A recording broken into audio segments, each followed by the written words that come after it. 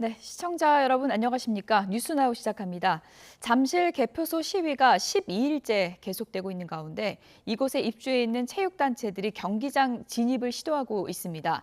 현장에서는 체육단체와 시위대 사이 대치가 이어지는 가운데 경찰은 단체의 출입을 막는 행위는 업무방해죄의 소지가 있다. 이렇게 강력하게 경고를 했습니다. 현장에 나가 있는 취재기자 연결해서 현장 상황을 좀 알아보겠습니다. 표정우 기자. 네, 송파구 개표소가 마련된 서울올림픽공원 핸드볼 경기장 앞입니다. 네, 지금 대치가 계속되고 있는 건가요? 네, 체육단체와 시위대가 2시간 넘게 대치를 이어가면서 사무실이 있는 경기장으로 들어가지 못하고 있습니다. 오전 9시부터 체육단체 관계자들이 진입을 시도를 하고 있지만 시위 참가자들이 출입을 막아서면서 양측의 대치가 이어지고 있습니다. 체육단체 측은 생업이 걸려 있고 체육인들은 이번 갈등의 당사자가 아니라면서 거듭 출입을 요청하고 있습니다.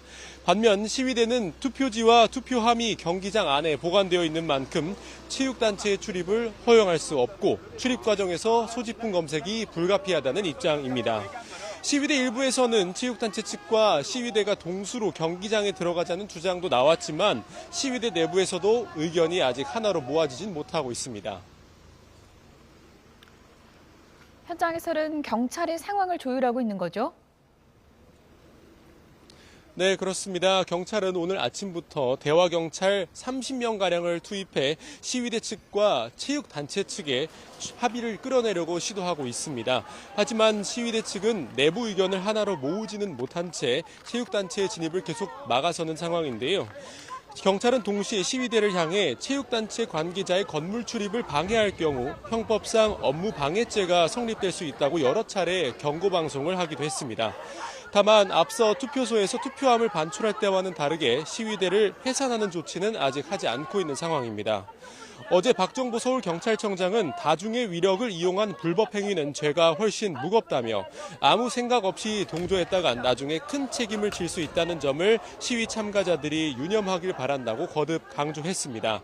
특히 유소년 핸드볼 선수들을 상대로 한 불법 검문 검색에 대해선 다중의 위력을 과시한 심각한 범죄라며 10년 이하 징역에 처할 수 있는 특수 강요죄를 적용해 수사하고 있다고 밝혔습니다. 경기장에 사무실이 있는 체육단체들의 불편이 계속되고 있는 상황인데 펜싱 대표팀은 오늘 출국을 했죠? 네, 그렇습니다. 펜싱 국가대표 선수들은 모레 예정된 뉴델리 아시아 펜싱 선수권 참가를 위해 오늘 출국을 했습니다. 하지만 펜싱 칼을 비롯해 장비와 경기 물품 등이 모두 경기장 안에 있어 꺼내올 수 없는 상황이었습니다. 이 밖에 세계 핀수영 선수권 대회도 오는 22일 인천에서 열릴 예정이지만 대표팀 관계자들의 출입이 제한되고 있어 대회 준비에 차질이 이어지고 있습니다. 유승민 대한체육회장은 어제 기자회견을 열고 국가가 위탁한 공공 업무가 방해받고 있고 선수들의 권익과 체육인들의 생존권이 침해받고 있는 상황이라며 공권력 투입을 공식 요청했습니다. 체육단체가 경기장에 진입할 수 있을지 관심인 가운데 이 과정에서 경찰 대응도 주목되고 있습니다. 지금까지 서울올림픽공원 핸드볼 경기장 앞에서 YTN 표정우입니다. 네, 올림픽공원 핸드볼 경기장 일대 시위로 체육단체들의 업무 피해가 커지고 있다는 상황 전해드렸는데요. 결국 국제대회에 참가하는 펜싱 대표팀, 자신의 장비도 꺼내지 못하고 급하게 경기 도구를 빌려서 출국하는 일이 벌어졌습니다. 네, YTN이 단독으로 촬영한 화면을 보고 계십니다. 펜싱 대표팀 모습을 보고 계시는데요. 18일부터 인도 뉴델리에서 열리는 아시아 선수권 참가를 위해서 오늘 출국하는 모습인데 협회 사무실에 보관하고 있는 칼을 꺼내지 못하고 개인 장비를 급하게 빌려서 인도 현지로 떠났습니다. 출국 절차를 밟기 위해서 준비하고 있는 모습도 나오고 개인 장비들이 지금 나오고 있는데요. 장비도 제대로 갖추지 못하고 인도로 떠나게 된 것입니다. 시위대가 봉쇄하고 있는 올림픽공원 핸드볼 경기장에는 9개 종목 단체가 입주해 있는데요. 업무 피해가 가중되면서 유승민 대한체육회장은 공권력 행사를 요청하는 한편 법적 대응에도 나서겠다고 밝힌 바 있습니다. 네, 투표용지 부족 사태가 발생한 원인으로 최소 인쇄 기준을 유권자 대비 60%에서 50%로 줄인 선관위 결정이 꼽혔는데요. 왜 이런 결정이 있었나 했더니 인쇄와 검수, 보관 등의 어려움을 호소한 연구 용역 보고서가 있었던 것으로 드러났습니다. 취재기자 연결해서 어떤 내용인지 들어보겠습니다. 양동훈 기자, 보고서의 주된 내용이 어떤 거죠? 네, YTN이 국민의힘 김은혜 의원실을 통해 입수한 선거 절차 사무 개선 방안 보고서입니다. 한국행정연구원이 지난 2022년 12월 중앙선관위에 제출한 이 보고서에는 투표 용지 관련 내용도 담겨 있었는데요. 수도권을 제외하면 투표 용지 인쇄업체 섭외가 어렵고 디지털 방식이 아니라 옵셋 방식, 그러니까 큰 종이에 잉크로 찍어낸 뒤 직접 자르는 방식으로 출력하는 곳이 많아 관리도 어렵다고 설명했습니다. 용지 크기가 조금이라도 차이가 나거나 인쇄 오류로 잉크가 조금이라도 튀면 개표할 때 오류가 발생할 수 있기 때문에 사람이 일일이 검수해야 해 업무량이 크게 는다는 게 골자입니다. 이외에 투표용지를 배부할 때까지 보관할 장소가 마땅치 않아 보안 문제가 발생할 가능성이 있다는 내용도 담겼습니다. 그런데 이런 상황에 대한 보고서의 결론은 업무 효율화 방안이나 인력 충원, 장소 확보 등이 아니라 투표용지 인쇄 축소가 필요하다는 거였습니다. 이후 선관위는 실제로 투표용지 최소 인쇄 기준을 유권자 대비 60%에서 50%로 낮췄고 이 결정은 그대로 용지 부족 사태로 이어졌습니다. 네, 문제점에 대한 해법이 참 황당하게 나온 그런 상황인 것 같은데요. 중앙선관위 진상규명위는 오늘도 조사를 계속하는 거죠? 네, 진상규명위원회 활동은 오는 19일, 이번 주 금요일까지로 예정돼 있습니다. 위원회는 활동 기간 연장 없이 주어진 기간 안에 최대한 진상규명에 힘을 쏟는다는 방침입니다. 일단 오늘은 추가 자료 확보와 이미 확보된 자료 분석에 집중하는 것으로 파악됐는데요. 조현욱 선관위 진상규명위원장은 YTN과의 통화에서 특히 투표소별로 선거 당일 있었던 일을 기록해둔 투표록 조사에 집중할 예정이라고 설명했습니다. 투표록에는 투표소에서 벌어진 일들이 시간대별로 상세하게 기록돼 있기 때문에 기존에 확보된 진술, 카카오톡 대화 내용 등과 조합하면 당일 상황에 대한 면밀한 재구성이 가능할 것으로 보입니다. 다만 연장 투표까지 벌어졌던 잠실 7동 제2투표소를 비롯해 송파구 투표소 11곳의 투표록은 지금 시위대가 봉쇄하고 있는 올림픽공원 개표소에 있어 확보가 불가능한 것으로 파악됐습니다. 또 진상규명위는 투표용지 축소 인쇄와 선거 당일 대처의 적절성 여부를 판단하기 위해 노태학 전 중앙선거관리위원장과 허철훈 전 사무총장 등의 서면 질의서를 보냈는데요. 오늘까지 답변해달라고 요청해둔 상태인데 답변서가 도착하면 이에 대해서도 집중 분석이 진행될 전망입니다. 지금까지 국회에서 YTN 양동훈입니다. 투표용지 부족 사태를 수사하고 있는 검경 합동수사본부가 원팀 가동을 위한 막바지 준비 작업에 속도를 내고 있습니다. 합수본은 오늘 투표용지 부족 사태가 발생했던 잠실 7동 투표소의 투표관리원을 참고인 신분으로 불러서 조사하고 있습니다. 취재기자 연결해서 알아보겠습니다. 안동준 기자, 합수본이 준비 작업 막바지에 들어갔군요. 네, 지난 9일 출범한 검경 합수본은 그간 본격 가동을 위한 세부 준비 작업을 이어왔는데요. 어제부터 경찰 파견 인력 15명 가운데 절반 정도가 합수본이 꾸려진 서울중앙지검으로 출근했습니다. 관련 사건이 아직 경찰 단계에 있어 합수본으로 사건을 이첩하기 위해 일부 인원들은 아직 합류하지 못했다는 게 합수본 측 설명인데요. 합수본 관계자는 YTN에 사건 이첩 등 실무 준비 작업을 오늘 내로 마무리하는 것을 목표로 하고 있다고 밝혔습니다. 이르면 내일부터는 검찰과 경찰을 합친 27명 규모의 합동수사본부가 본격 가동될 수 있을 거란 전망이 나옵니다. 네, 투표용지 부족 사태에 대한 수사도 병행을 하고 있죠. 네, 그렇습니다. 합수본은 출범 이후 실무 준비 작업과 함께 수사를 병행해 왔습니다. 지난 11일에는 중앙선관위와 서울시 선관위 등 7곳에 대한 압수수색을 진행했고 현재는 압수물을 분석하고 있습니다. 특히 중앙선관위 서버 자료가 방대한 만큼 압수물을 얼마나 밀도 있게 분석하느냐가 가장 중요할 것이라고 합수본 관계자는 밝혔습니다. 압수물 분석과 함께 참고인 조사도 이뤄지고 있는데요. 합수본은 투표용지 부족 사태가 발생했던 서울 잠실 7동 투표소의 투표관리원을 오늘 서울중앙지검에 참고인 신분으로 불러 조사하고 있습니다. 해당 투표관리원은 선관위 업무를 위탁받았던 지자체 공무원 신분인 것으로 파악됐습니다. 합수본 관계자는 합수본 구성 이후 필요한 관련자 조사는 계속해서 진행해왔다고 설명했는데요. 투표소별 상황을 확인하기 위해 현장 관계자 등 실무자 진술을 먼저 확보하는 걸로 보입니다. 이 때문에 가장 윗선으로 꼽히는 노태학 전 선관위원장을 소환하기까지는 다소 시간이 필요할 거라는 관측이 나옵니다. 이번 수사는 투표용지를 의도적으로 적게 준비했는지, 선관위의 늦장 대응을 의사결정자가 알고도 방치했는지 등 고의성 입증 여부가 핵심 쟁점이 될 전망입니다. 지금까지 사회부에서 YTN 안동준입니다. 이란 전쟁 종전 분위기로 그간 국제 유가가 내려간 덕에 7월부터 발권하는 국제선 항공편에 붙는 유류 할증료도 큰 폭으로 줄어듭니다. 기존의 27단계에서 8계단이 내려간 19단계가 적용되며 최장거리인 뉴욕 등 비행의 경우 왕복 기준 유류 할증료가 20만 원 넘게 인하될 예정입니다. 취재기자 연결해서 알아보겠습니다. 정현우 기자, 다음 달부터 국제선 유류 할증료 많이 내려간다고요? 네, 이란 전쟁 종전 분위기에 국제유가가 그간 계속 떨어진 덕에 7월부터 발권하는 국제선 항공편에 붙는 유류할증료는 더욱 내려갑니다. 다음 주부터 유류할증료 19단계가 적용되는데 여기서 6단계가 내려가면서 27단계가 적용됐던 6월보다도 이제 8계단이 더 떨어졌습니다. 기준이 되는 최근 한 달 동안의 싱가포르 항공유 평균 가격이 더욱 하락했기 때문인데요. 4월부터 5월 사이엔 갤런당 410센트였지만 지난 한 달 동안은 갤런당 338센트로 내려간 덕입니다. 그러면서 인천 왕복을 기준으로 뉴욕 등 최장거리 왕복 비행편에 붙는 유류할증료는 21만 5천 원이 인하됩니다. 기존엔 왕복편에 90만 3천 원이 책정되는데 7월 발권표부터 68만 8천 원이 붙는 겁니다.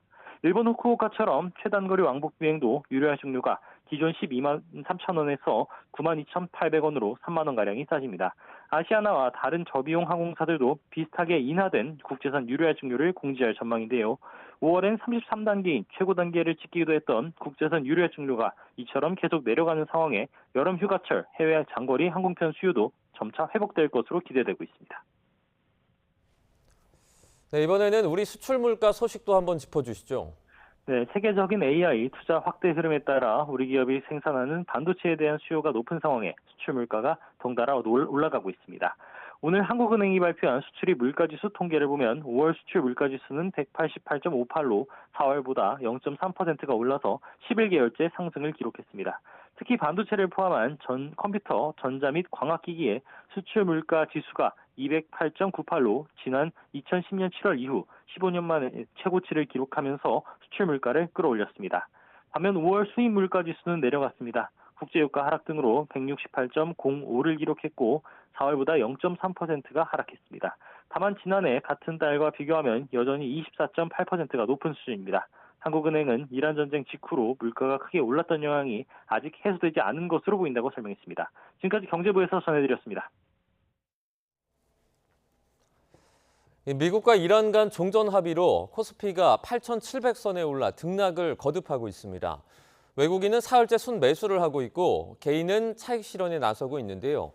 이달 초 1,560원대까지 올랐던 원달러 환율은 1,510원대로 내려와 있습니다.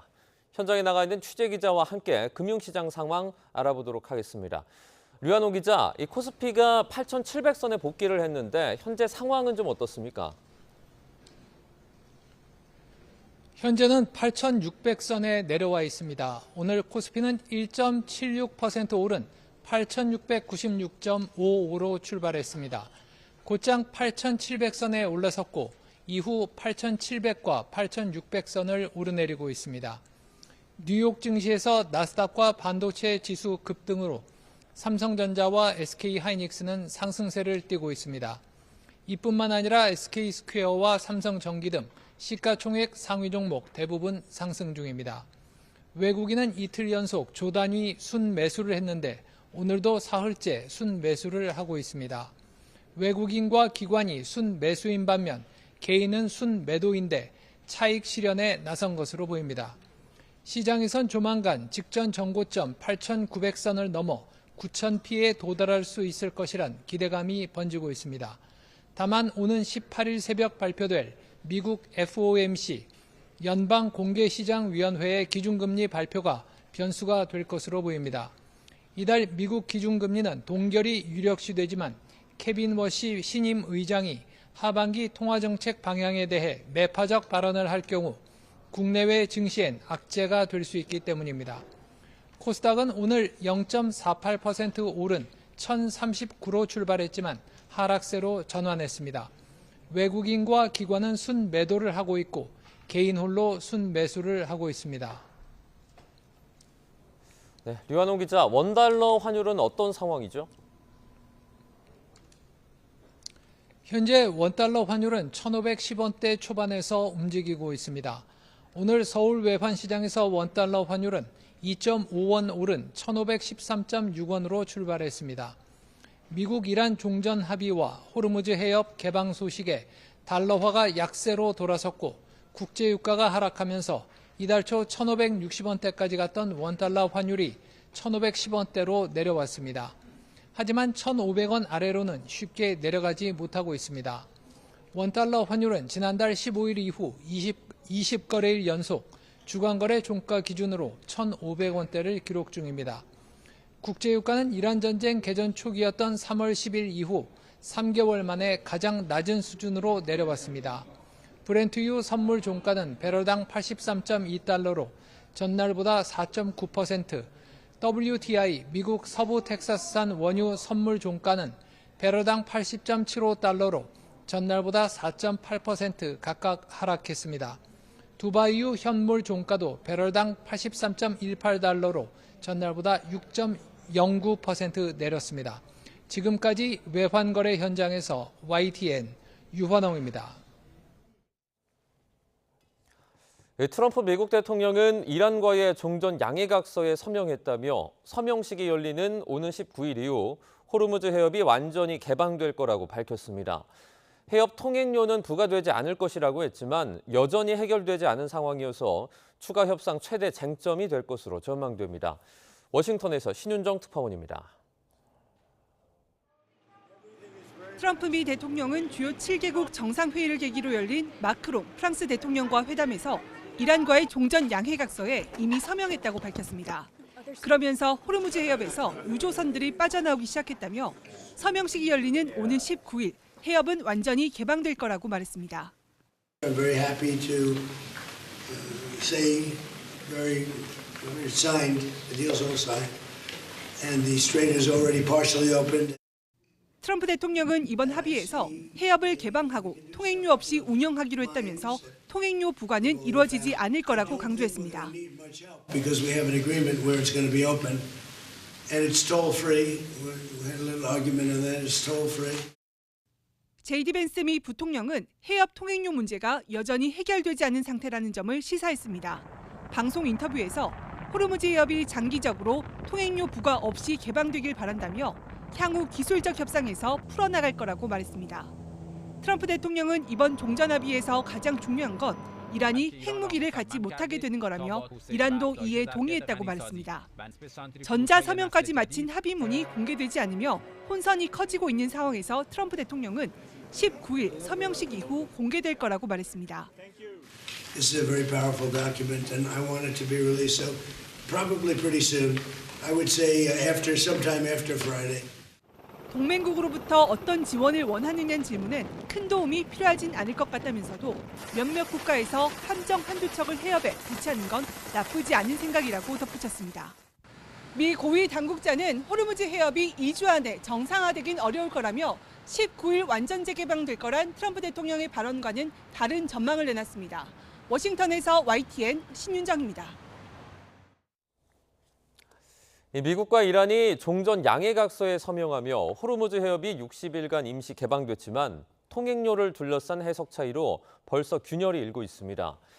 트럼프 미국 대통령은 영구 무료 개방을 자신했지만 이란의 유료화 불씨가 그대로 남아있어 본협상의 최대 뇌관이 될 전망입니다. 권영희 기자입니다.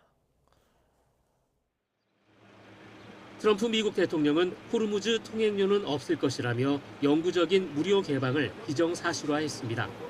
그러나 이란은 이번 합의를 통해 자신들의 통항 수수료 징수권이 인정됐다고 반박합니다.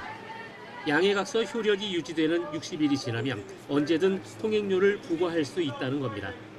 지금 시점에서 트럼프 대통령의 영구 무료화 선언은 실제 합의 내용과 거리가 있습니다. 미국 협상팀을 이끈 벤스 부통령 역시 장기적인 무료 개방은 희망사항일 뿐 통행료 문제가 여전히 미완의 과제임을 시사했습니다. again, we got to verify here, George. This is not going to be a short-term solution. This is going to require a lot of engagement and diplomacy. 결국 영구 무료 개방 조건은 고스란히 본협상 테이블로 넘겨졌습니다. 다만 이란이 60일 이후 실제로 요금 징수를 강행하기는 어려울 전망입니다. 유엔 해양법 협약에 따르면 호르무즈 같은 자연 해협은 통과 선박에 요금을 강제할 수 없습니다. 이 때문에 이란도 통행료 대신 해상 서비스 수수료라는 우회 논리를 펴니다. ما به ازای خدماتی که ارائه خواهیم کرد، خدمات ناوبری، حفاظت از محیط زیست، احیانا بیمه کشتی‌ها و سایر خدماتی که از سوی ایران و عمان ارائه خواهد شد. 하지만 해협을 공유하는 오만이 분명한 반대 입장을 밝히고 있어 이란 단독으로 제도를 운영하기는 현실적으로 불가능합니다. 이란의 진짜 노림수는 통행료 자체가 아니라 1,000억 달러에 달하는 해외 동결 자금 해제를 위한 협상 카드라는 분석입니다. 반면 미국은 이란이 핵 프로그램을 먼저 포기해야만 동결 자금을 풀 수 있다는 원칙을 고수하고 있습니다. 60일 동안 진행될 본 협상에서 호르무즈 해협 개방 조건과 동결 자금 해제 여부를 놓고 양국의 치열한 조건 교환이 본격화될 것으로 보입니다. YTN 권영입니다. 미국과 이란 간 종전 합의 이후 미군이 이란 해상 봉쇄를 해제하면서 이란 선박들이 호르무즈 해협을 통과하고 있다고 이란 언론이 보도했습니다. 이란 국영 프레스-TV 보도에 따르면 미국의 해상 봉쇄 해제를 발표한 이후 이란 국적의 유조선 석척과 화물선 2척이 호르무즈 해협을 무사히 통과했습니다.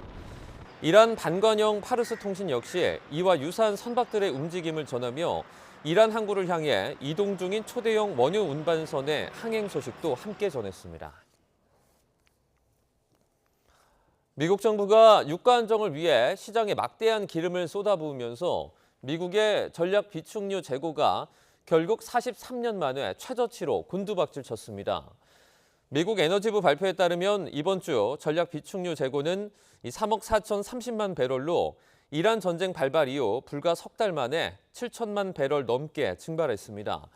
이는 유가 방어를 위한 대규모 방출 프로그램에 따른 것으로 한 주 만에 890만 배럴이나 급감하며 전임 바이든 행정부 시절의 최저 기록마저 밑돌았습니다. 106일 만에 종전 합의가 이루어졌지만 이란의 핵 문제와 제재 완화 등 핵심 쟁점을 해결하지 못해 트럼프 행정부의 전략적인 실패라는 평가가 나오고 있습니다. 중간 선거를 앞두고 민주당도 아무것도 얻지 못한 전쟁이었다며 목소리를 높이고 있습니다. 워싱턴에서 홍상희 특파원입니다. 트럼프 미 대통령은 이란에 대한 제재 완화는 앞으로 이란의 행동에 달려있다고 강조했습니다. 고농축 우라늄 제거 등 핵 포기 절차 이행에 나서야 제재 완화가 가능하다는 원칙을 재확인한 겁니다. Mr. President, does the deal involve any sanctions relief for Iran? When would that go into effect? No, it doesn't. Well, they have to.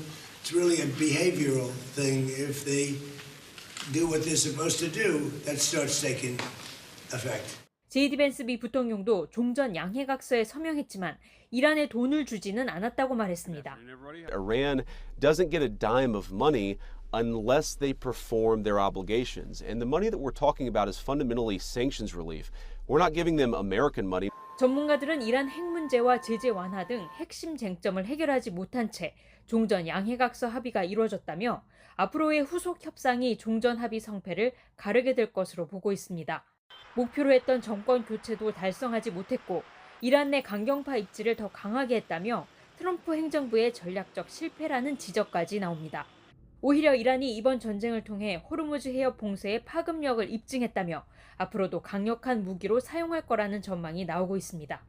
민주당도 중간 선거를 앞두고 트럼프 행정부의 실정을 부각하는 데 주력하고 있습니다. We still have the same regime, but with a younger, more militant leader in charge. And now, and I don't see what has been gained from this war of choice that the president started with no provocation. 전문가들은 이란이 후속 협상에서 핵 포기와 관련해 미국이나 이스라엘이 수용하기 어려운 조건을 고집하거나 이스라엘 반발 등의 변수로 일시적인 합의에 그칠 수 있다고 우려하고 있습니다. 워싱턴에서 YTN 홍상입니다.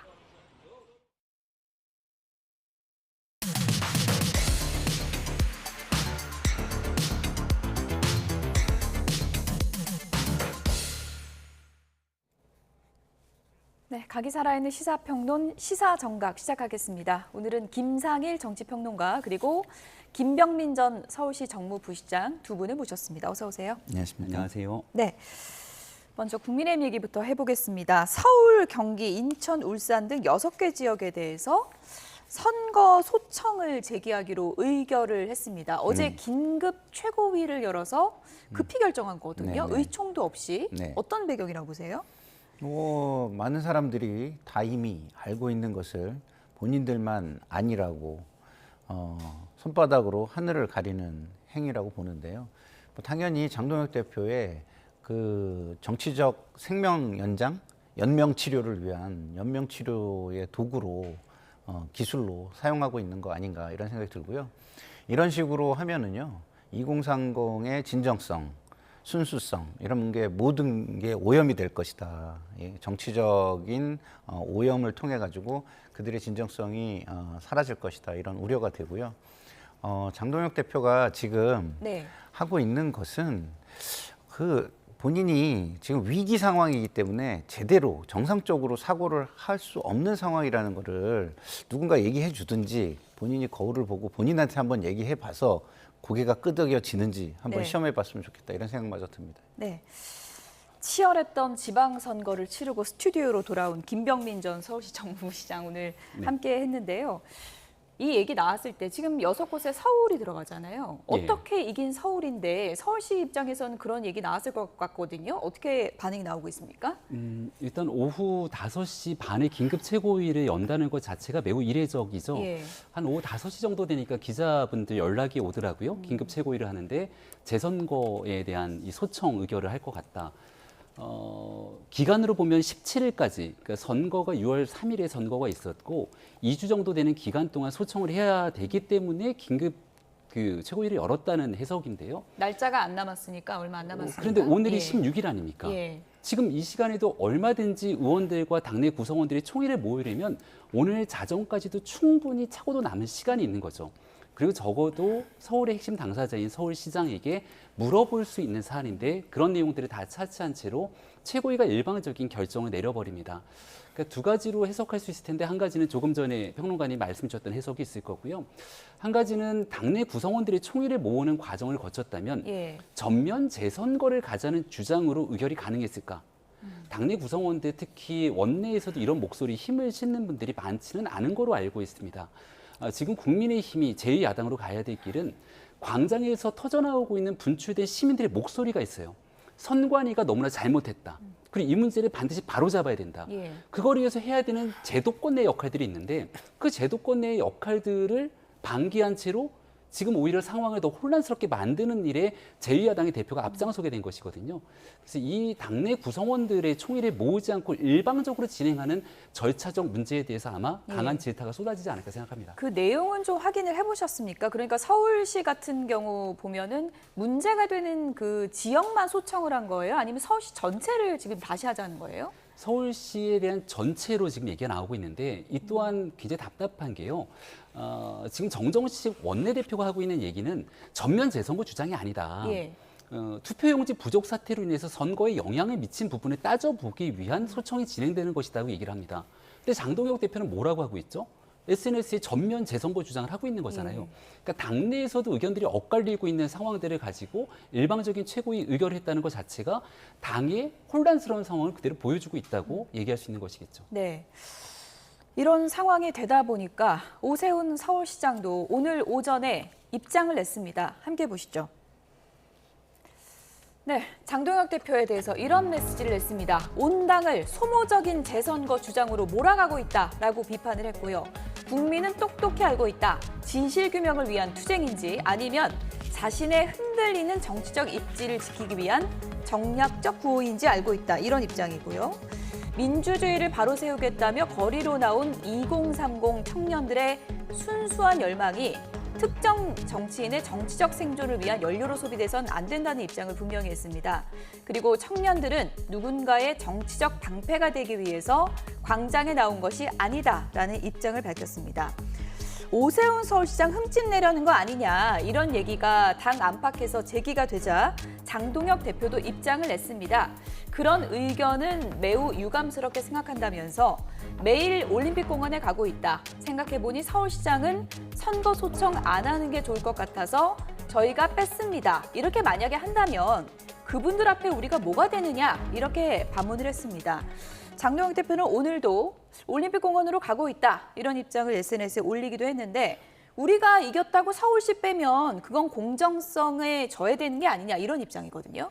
아니 이게 정치권에서 공정성 여부를 따져가지고 하는 게 아니에요. 본인이 판사 출신인데 이건 사법적으로 하는 겁니다. 예. 근데 그걸 뻔히 알고 있으면서 이렇게 혹세 무민을 하는 것은 제가 볼 때는 굉장히 자신의 권력을 위해서 국민을 현혹하고 선동하는 아주 나쁜 행위라고 저는 생각을 해요. 자, 선거 소청을 하지 않는다고 방법이 없습니까? 선거 무효소송이라는 게 있어요. 그렇기 때문에 지금은 진상규명이 무엇보다 중요한 겁니다. 선거 소청을 했어요. 진상규명이 제대로 안 된 상태에서 선관위가 내릴 수 있는 결론이 뭡니까? 당연히 기각이겠죠. 그러면은 어차피 또 대법원으로 가서 소송으로 사법적인 판단을 받는 겁니다. 그러면은 지금 상황에서 좀 기다려서 사법 판단을 받는 것도 굉장히 굉장히 합리적인 방법 중에 하나라고 볼 수 있고요. 굉장히 중요한 것은 뭐냐? 진상 규명이 되고 사회적 혼란을 막는 게 정치 지도자의 몫이다라고 저는 보는데 진상 규명에 오히려 막 열을 올리고 박차를 가하고 이렇게 하는 것이 그리고 2030 세대가 있으면 그런 과정에 참여를 시켜가지고 함께 정치적 동력을 만들어가는 것 이런 게 훨씬 좋은 것이지 본인이 지금 너무 큰 위기를 앞두고 제대로 사고할 수 있는 상태가 아니다라는 생각뿐이 안 듭니다. 사실은 장동혁 대표가 이렇게 일종의 버티게 들어갈 수 있었던 그 결과 중에 하나가 서울시장이 이제 국민의힘이 이제 승리를 거두면서 좀 버틸 수 있는 근간이 됐는데 오세훈 시장 입장에서는 뭐 하는 거지? 나 흔들려는 건가? 이렇게 생각할 수밖에 없는 또 배경이 될 것 같아요. 어떻게 보십니까? 네, 굳이 뭐 서울시장을 흔들다는 생각보다도 앞서 말씀드렸던 것처럼 이 선관위 투표용지 부족과 총체적인 선거 관리 문제가 국민적 여론의 질타를 맞고 있고 도마 위에 올랐습니다. 근본적인 문제를 해결하는 게 우선 아니겠습니까? 소모적인 논쟁을 갖지 말자 이렇게 얘기를 한 이유는 아마 방송에 나오는 모든 전문가들이 하나같이 얘기를 할 거예요. 서울시장 선거의 투표 차이가 6만 표가 넘었고 투표용지 부족 사태에 발견된 투표구의 모든 내용들을 다 한쪽 표를 모으더라도 이 결과를 뒤바뀌지 않는다. 만약 그런 내용들의 결과가 뒤바뀔 정도의 엄청난 상황을 가져오게 됐으면 민주당이 가만히 있었겠습니까? 그러니까 결과적으로 재선거를 주장하는 청년들의 목소리는 내가 잃어버린 참정권 회복을 위한 원론적인 메시지를 내고 있는 거죠. 바깥의 광장의 목소리가 모이면 제도권 내에 있는 사람들은 이 문제를 어떻게 원인을 밝히고 여기에 대한 책임자를 처벌하고 그 다음에 선관위가 갖고 있는 구조적인 문제를 개혁할 것인가에 대해 집중해야 되는데 이 모든 일들의 제도권의 이름 방기한 채로 광장에 나가서 외치는 당대표의 목소리를 귀결되게 되는 거거든요. 그러니까 이런 일들에 대한 아쉬움과 안타까움을 피력한다라는 거고요. 결과적으로 한 가지만 말씀을 꼭 드리고 싶은 건 제1야당이 관철해야 되는 게 뭐겠습니까? 선관위의 구조적인 문제를 반드시 원인을 밝히기 위한 특검을 만들어야 되거든요. 그 특검을 관철시키기 위한 노력은 온데간데 없이 재선거 주장에 대한 소송을 하게 되니까 모든 뉴스와 정치권의 동력이 다른 쪽으로 빨려가고 있다는 것이죠. 오세훈 시장이 오늘 상당히 좀 강도 높은 그런 글을 올렸는데 일각에서는 오세훈 시장이 이번 지방선거 이후에 메시가 상당히 좀 이전과는 다르게 선명해졌다. 뭐 이런 또 분석도 하더라고요. 정치인들은 모든 자신들의 정치적인 방향성과 명분을 선거를 통해서 확인하는 것입니다. 선거를 통해서 국민들이 확인을 해줬잖아요. 지금 우리가 가고 있는 노선, 방향이 맞다라는 것을 확인받은 겁니다. 그럼 당연히 더 자신감이 붙게 마련이고 자신감이 있는 메시지가 나올 수밖에 없는 거죠. 지금 국민의힘의 선거 결과가 좀 좋은 결과가 있었다고 한다면 그게 장동혁 대표 때문입니까? 아니죠. 오세훈, 한동훈, 유이동 같은 사람들이 새로운 보수의 흐름을 만들어낼 수 있겠구나라는 희망이 있었고 선거운동도 그렇게 했고요. 그렇죠. 그 희망 속에서 이렇게 우리가 노선을 정해주면 이들을 중심으로 해서 그 길을 같이 갈 수 있겠구나라는 보수의 결집이 있었고 거기에 중도의 응원이 있었던 거 아니겠습니까? 예.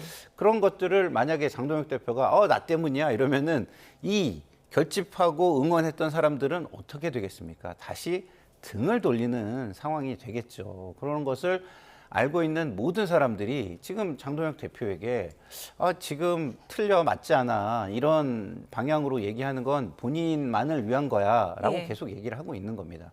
단 어떻게 버틸 수 있는 것이냐, 예. 제도가 버틸 수 있는 구실을 주고 있을 뿐입니다. 정치적으로는 사실상 끝난 거예요. 예? 식물 리더십이라고 오세훈 시장께서 표현하셨던 때 100% 동의할 수 있는 상황이다 이렇게 보입니다. 네. 그런데 이제 시점을 보면 양양자 최고위원이 어제 좀비라는 단어를 이제 얘기를 했고, 그리고 이제 의원총회도 예정돼 있는 상황이고, 장동혁 대표에 대한 사퇴 압박이 거세지고 있는 상황에서 오세훈 시장이 오늘 이런 글을 올린 건 좀 지도부 퇴진론에 힘을 좀 싣겠다 이런 의중이라고 봐도 되겠습니까? 지도부가 정확한 총의를 모아서 분명한 방향으로 나아가야 된다는 겁니다. 조금 전에 얘기해 주셨던 선거를 통해 민의를 확인한다고 말씀을 주셨는데요. 이번 지방선거를 통해서 많은 민의가 확인이 됐습니다. 결정적으로 장동혁 대표와 지도부가 지난날 끌고 왔던 당의 방향이 시민의 눈높이와 선택에 맞지 않다는 것은 이번 지방선거 결과를 통해서 분명하게 드러난 사실이겠죠. 예. 장동혁 대표와 가장 선명하게 대립각에 섰던 곳이 어디입니까? 부산 북구. 여기에 대해서는 한동훈 대표가 당선이 되면서부터 장동혁 지도부가 해왔던 노선과의 분명한 선명성이 그어졌고, 서울시장 당선은 사실 당 지도부보다도 이재명 정부가 무리하게 가고 있는 정책들에 대해서 견제와 균형이 필요하다는 목소리를 오세훈 서울시장에 힘을 실어준 거거든요. 이런 방향으로 보수도 재건하고 건강한 야당의 길에 나갈 수 있도록 해야 되는 게 국민들께서 기회를 부여해 주신 지금 이 순간 놓치지 말아야 될 골든타임입니다. 그런데 월요일 오전 최고위에 한 주의 뉴스를 끌고 가야 되는 과정 속에서 한쪽에서는 좀비 지도부 얘기가 나오고 있고, 그리고 바로 연이은 긴급 최고위에서는 재선거 소청 얘기가 나오고 있으니 예. 당이 가야 될 방향을 완전히 잃어버리고 있다라고 생각하고, 이런 질타의 목소리들이 아마 의총 내에서도 함께 구성원들 간에 쏟아지지 않을까 생각합니다. 장동혁 예. 대표께서 좀 착각하시는 것 같아서 제가 네. 정리를 좀 명확하게 해드리고 싶은 부분이 있는데요.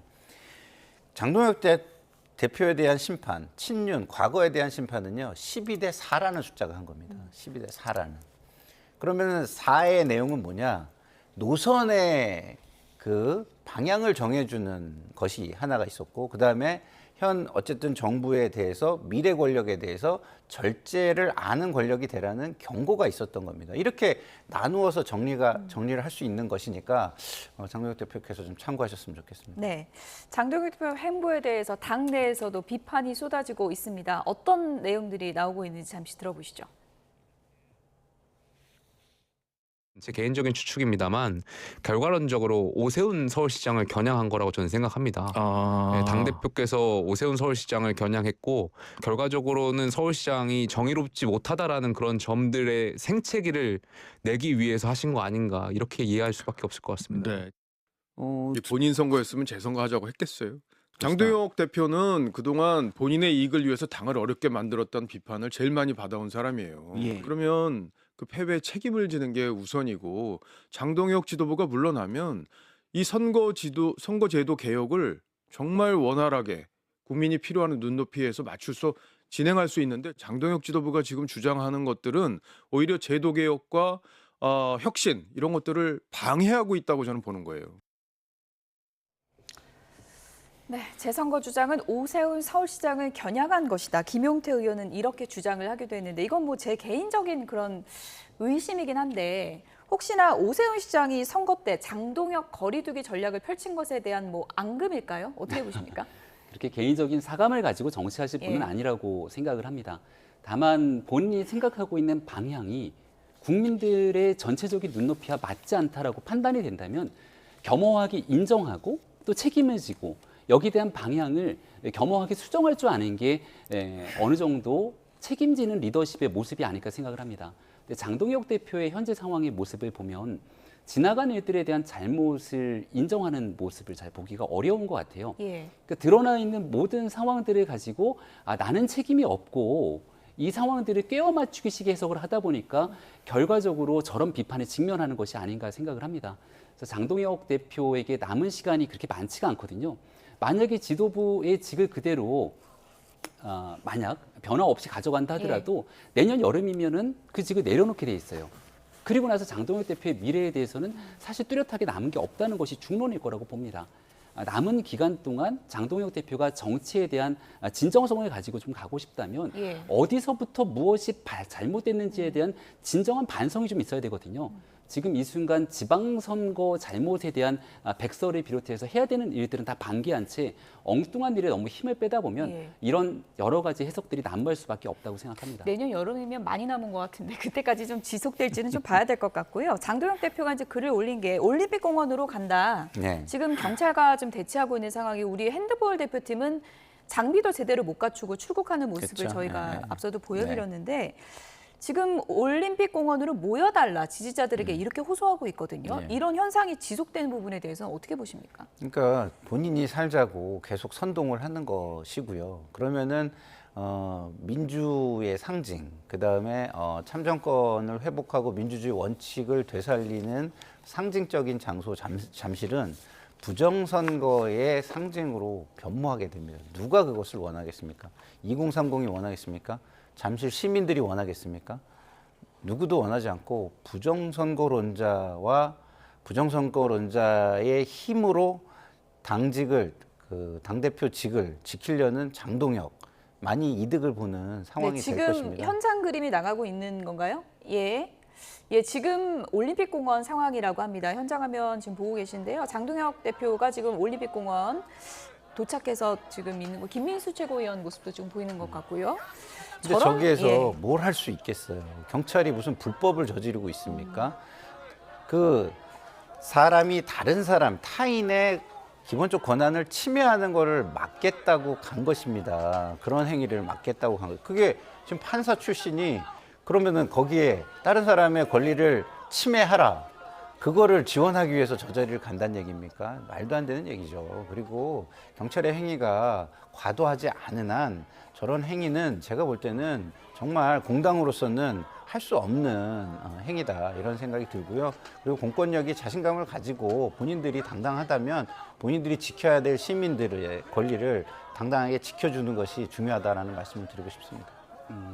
국민의힘이 갖고 있는 의석이 사실은 크지 않잖아요. 할 수 있는 일이 많지 않다고 판단할지 모르겠습니다만은 제일 중요한 건 의석의 힘이 아니라 여론의 힘입니다. 그러니까 장동혁 대표가 여론적 지지를 바탕으로 만약에 제1야당 대표로서 선관위 사태 문제에 대해서 반드시 특검을 해야 된다. 계속해서 압박하고 밀어붙였다면 민주당도 상당히 곤란한 위치에 처했을지 모른다고 생각합니다. 그러니까 장동혁 대표가 있어야 될 공간은 지금 밖에 있는 장외, 광장의 공간이 아니라 국회의원이잖아요. 당을 대표하고 있는 제1야당의 대표입니다. 제도권 정치 내에서 본인이 할 수 있는 문제들을 바로잡을 수 있을 때 국민의힘이 의석은 적지만 뭔가 국민을 대신해서 일을 해주는 거라고 생각하고 있겠죠.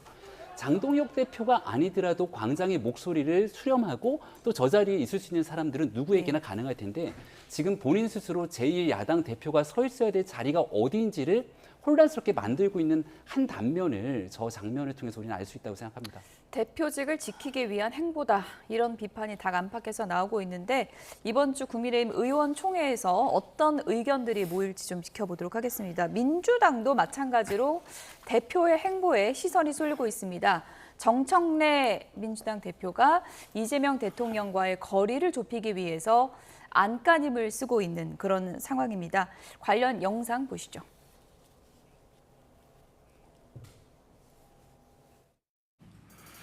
정말 마음 내려놓고 겸손한 자세로 죽을 힘을 다하는 거하고 딴맘 먹은 거 완전 다릅니다. 딴맘 먹은 거 완전 다릅니다. 국민을 이기는 정권은 없습니다. 국민은 영원하고 정권은 짧습니다. 경고성 메시지로 해석되는 이재명 대통령 SNS 글에 숙고를 이어간 정청래 대표는 유럽 순방 성과를 부각하는 데 주력했습니다. 당정청이 원팀 원보이스로 똘똘 뭉쳐 이재명 정부의 성공을 위해 최선을 다하겠습니다. 이재명 대통령 존재 자체가 대한민국 국가 경쟁력의 상수로 대한민국은 이재명 대통령 보유국이다. 이런 말도 손목에는 이른바 청와대 시계를 찬 채 이 대통령은 순방 때마다 기대가 된다며 한껏 몸을 낮췄습니다. 월드 클래스의 세계적인 지도자로 자리매김하고 있습니다. 김대중 대통령의 바톤을 이어받는 피스메이커라 확신합니다. 정청래 대 김민석과 송영길 이런 식의 어떤 경쟁 구도가 막 있었는데 정권은 짧다. 이건 어마어마한 거의 영린을 건드린 거잖아요. 정권은 짧습니다. 구도가 이쯤에서요 완전히 전환됐어요. 정청래 대 이재명 대통령. 이건 그냥 통째로 드러내는 게 좋겠다. 그럼 대통령 뜻이잖아요, 그게. 그렇다고 위로 짐작을 할 뿐입니다. 그래서 이심정심.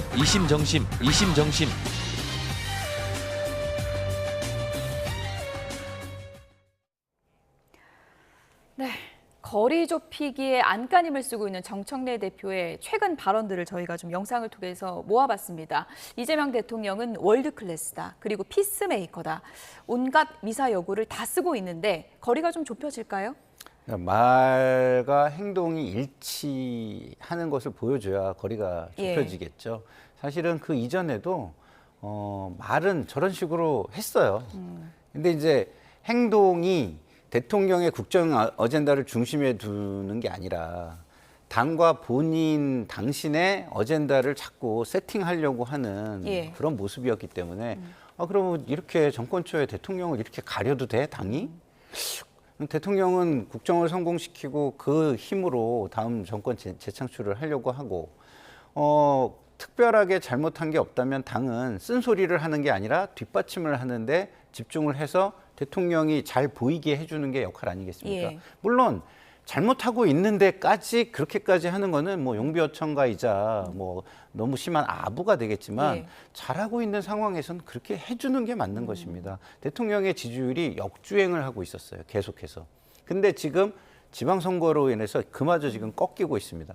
왜 그렇게 됐습니까? 그 책임이 대통령에게도 있다 이렇게 얘기하지만 아무리 있다 그래도 제가 볼 때는 당이 선거에 책임을 지고 전략을 짜고 그리고 대통령에게 전략에 대해서 물밑으로 소통도 할 수 있고 모든 게 있기 때문에 결국 더 많은 책임,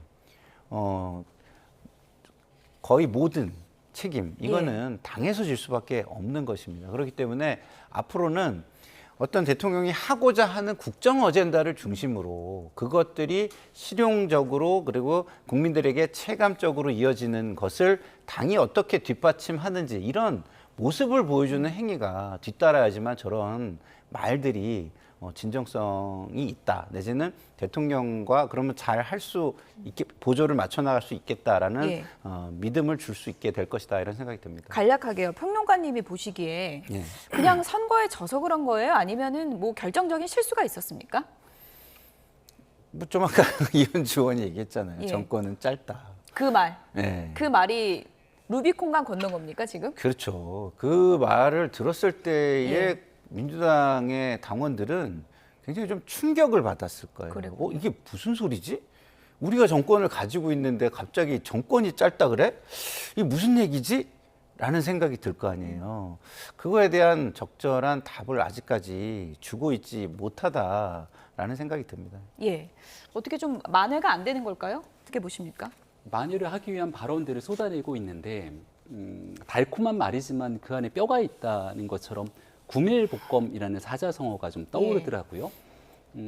지금 이재명 대통령의 지지율이 계속 빠지고 있잖아요. 집권 이제 만 1년이 조금 지났습니다. 그럼 두 가지에 대한 이중적인 마음이 있을 거예요. 대통령이 지방선거에서 사실 좀 오만한 모습을 보여줬습니다. 거기에 대한 평가가 서울선거에 나타났거든요. 이 상태로 일방독주를 하게 됐을 경우에 만약에 총선까지 악영향을 미칠 수 있는 거고요. 근데 1년밖에 안 된 상황에서 당청 갈등이 세게 벌어지면서 분열각들이 생기게 된다면 오히려 대통령이 조기 레임덕이 여당에게 어떤 도움이 될 것인가에 대한 분열에 걱정을 하게 되는 당원들이 많을 수 있겠죠. 그래서 그런 당원들의 걱정을 좀 어느 정도 다독여주면서도 자체적으로 견제할 수 있는 힘을 가지게 되는 게 정청래 대표가 가야 될 길인 것 같은데 정치가 참 어려운 상황입니다. 하지만 정청래 대표가 지금 내놓고 있는 저 달콤한 말들이 그대로 쭉 이어가기에는 이미 선거를 앞두고 가야 될 길이 너무 선명하기 때문에 결국은 다시 이 전당대회 앞에서는 본인이 가야 될 길들에 대한 선명성이 강화될 수밖에 없을 거라고 생각합니다. 후퇴는 없을 것이다. 말은 이렇게 얼마든지 쏟아내겠지만 예를 들어 보안 수사권에 관련돼서 정청래 대표가 하고 있는 선명한 메시지들이 있잖아요. 이런 일들에 대한 후퇴는 없을 거라고 봅니다. 네, 정청래 대표가 오늘 아침에는 당의 주인은 당원이다라면서 당원을 상당히 강조하는 발언을 하기도 했습니다. 들어보시죠. 나라의 주인이 국민이듯 당의 주인은 당원입니다. 저는 이재명 대통령의 수많은 어록 중에서 정치는 정치인이 하는 것 같지만 결국 국민이 합니다. 라고 하셨던 그 말씀을 참 좋아하고 늘 가슴에 새기며 임해왔습니다. 당 운영도 마찬가지입니다. 당 운영도 당대표가 하는 것 같지만 결국 당원이 합니다. 중앙위원 여러분, 이제 우리는 당원의 힘으로 지역에서부터 중앙까지 지도부를 구성해 다시 뛸 것입니다. 지금 생각하기에는 한 6말 7초쯤 되면 물러날 수 있지 않을까. 6말 7초요. 예. 정 대표께서는 여러 가지 중요한 역할을 많이 하셨고 또 노력을 해오셨고요.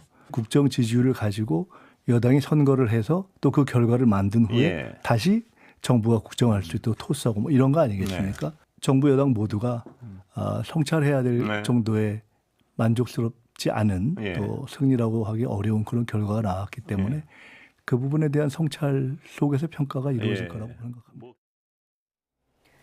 네, 김민석 총리가 전당대회 출마 시기에 로드맵을 밝히면서 당권에 대한 강력한 의지를 드러내기도 했습니다. 정청래 대표 오늘 당원 얘기를 또 했어요. 당의 주인은 당원이다. 이거 본인은 물러서지 않겠다. 다시 출마하겠다 이런 의지 밝힌 겁니까? 그렇죠. 의지기도 하고 앞으로 선거 전략은 선명성으로 가겠다. 뭐 이런 것 같아요. 근데 참 안타까운 게 이렇게 되면은 공직선거는 점점 어려워집니다.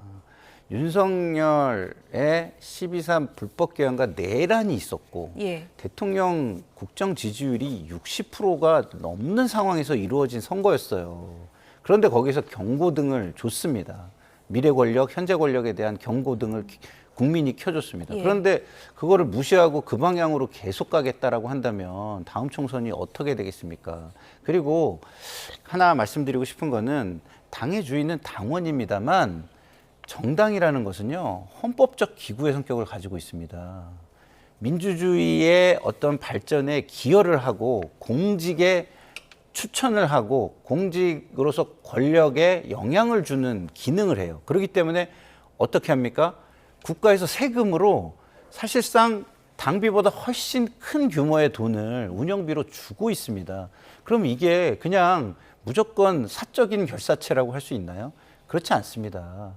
헌법적 공적 성격을 지닌 사적 자율기관입니다. 그러면 그 행위를 함에 있어서 그 세금의 의미, 그다음에 국가 민주주의 발전의 의미, 여기에 기여해야 된다는 당위성을 가지고 있는 것이다라는 말씀을 드리고 싶습니다. 평론가님이 보시기에도 이현주 의원이 얘기한 것처럼 이번에 전대 구도가 그러면 정청래 대 이재명 대통령 이런 구도가 될 거라고 보십니까? 지금 뭐 대통령의 메시지와 그리고 그 후에 사실은 좀 메시지가 불만족스러워도 아까 말씀드린 정권은 짧다 이런 반응을 하면 안 됐는데 그로 인해서 김민석 총리보다는 진짜 대통령을 중심으로 대통령의 레임덕을 막아야 되겠다라는 당원들의 결집으로 좀 이어지게 한 것은 좀 사실이 아닌가 싶습니다. 네, 앞서 뭐 그래픽 다시 한번 좀 보여주실까요? 지금 뭐 당 안팎에서 친명, 친청 이런 대결 구도가 만들어지고 있는 상황입니다.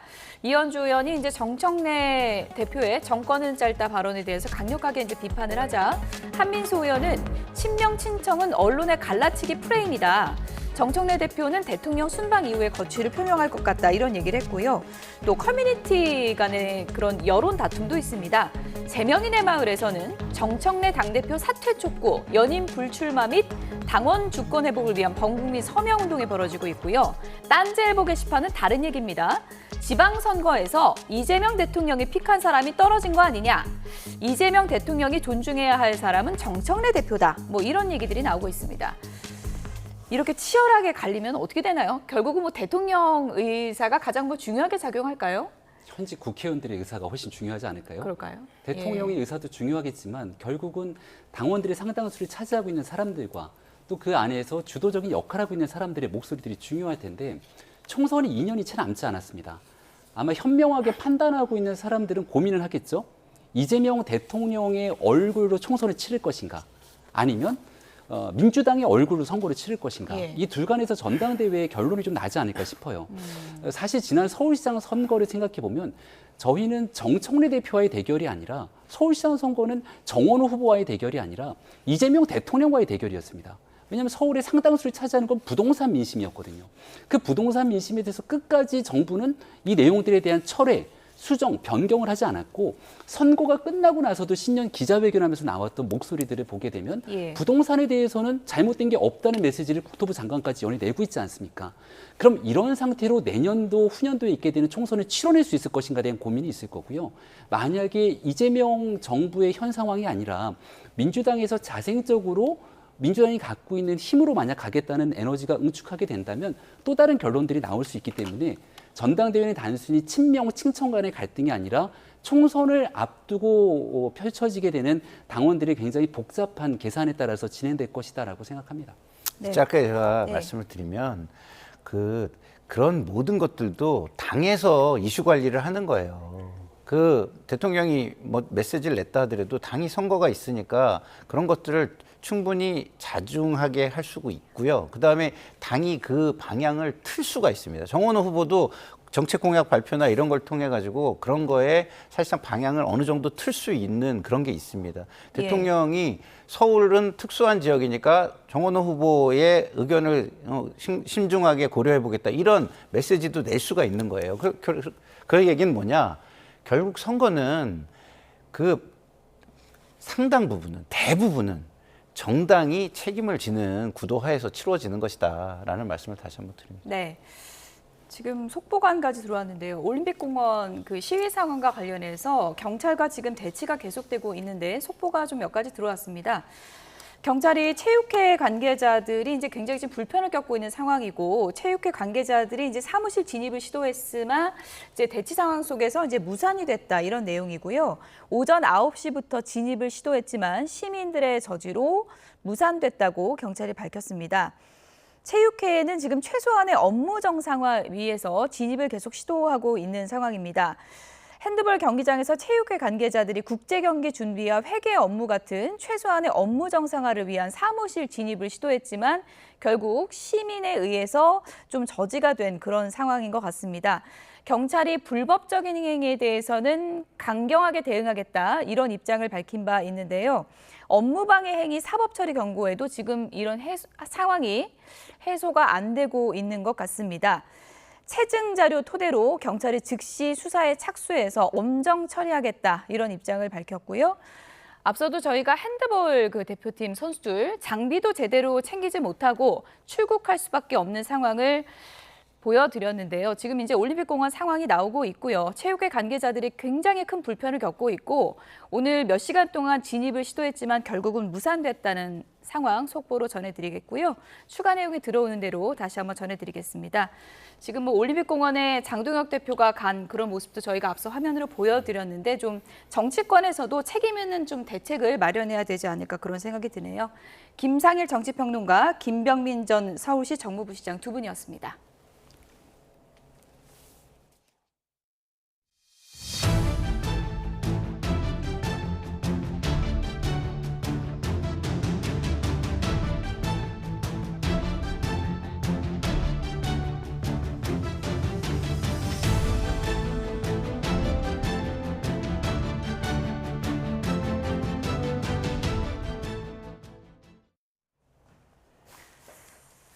투표지 사태 국정조사를 추진하고 있는 여야가 큰 틀에서는 공감대를 이뤘지만 강론을 두고 물밑 신경전이 계속되고 있습니다. 당권을 둘러싼 여야 당내 상황도 복잡한데요. 자세한 소식은 취재기자 연결해서 알아보겠습니다. 박희재 기자. 네, 국회입니다. 네, 여야 원내 지도부 협상 조금 전에 끝났다고요?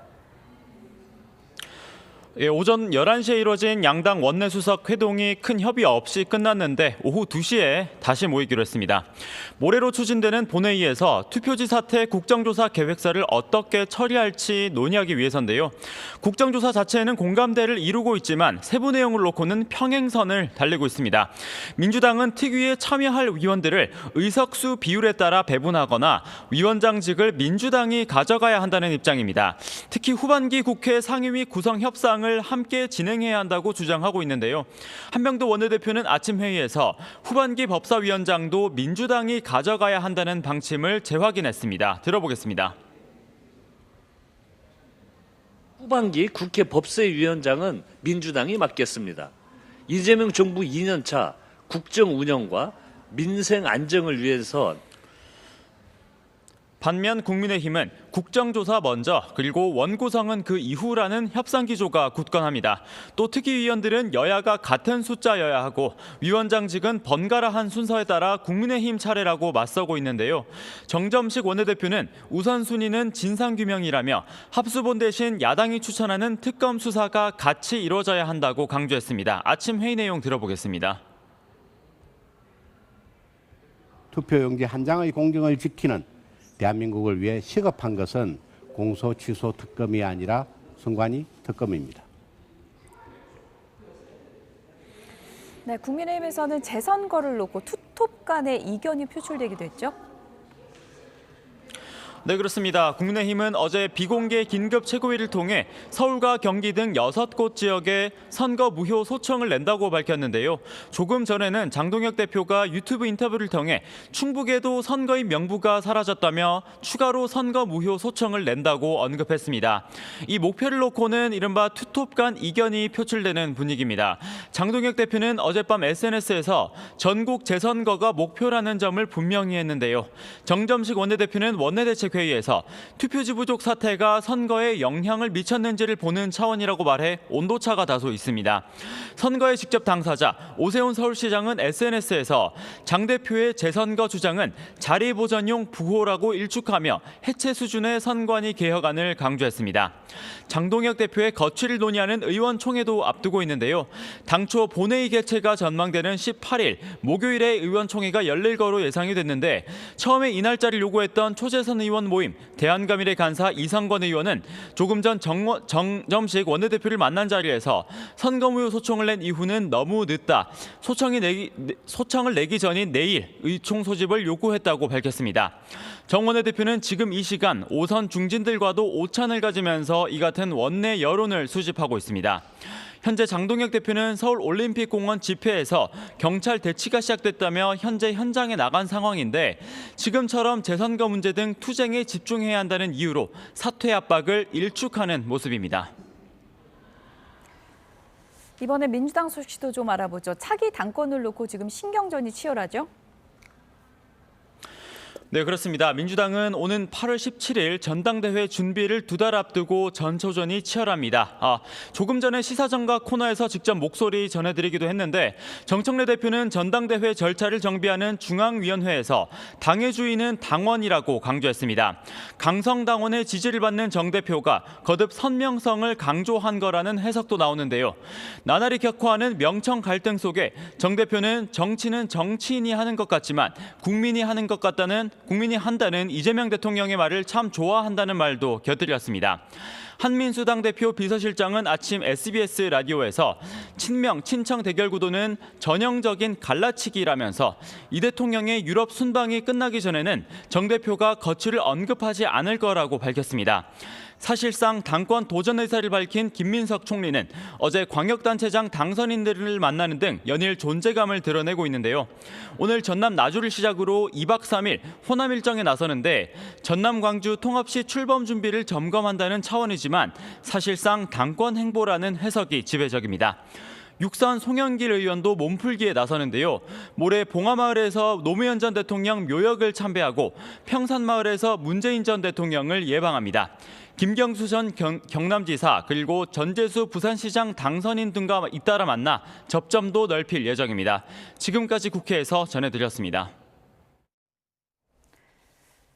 투표용지 부족 사태를 수사하는 검경 합동수사본부가 투표소 현장을 관리했던 실무자급 공무원을 소환했습니다. 합수본은 오늘 오전 서울 송파구 잠실 7동 투표관리원을 참고인 신분으로 불러 조사하고 있습니다. 해당 투표관리원은 선관위 업무를 위탁받았던 지자체 공무원 신분인 것으로 파악됐습니다. 오늘 합수본에는 경찰 파견 인력 15명 가운데 절반 정도가 합수본이 꾸려진 서울중앙지검에 출근했습니다.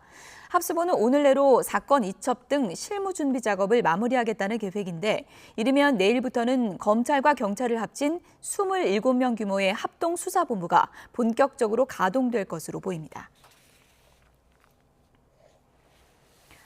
지방선거 이후 올림픽공원 핸드볼 경기장 일대에서 이어지고 있는 집회와 시위로 해당 체육단체들의 업무 피해가 가중되는 가운데 결국 국제대회에 참가하는 펜싱 대표팀이 자신의 장비도 꺼내지 못하고 급하게 경기도구를 빌려 출국했습니다.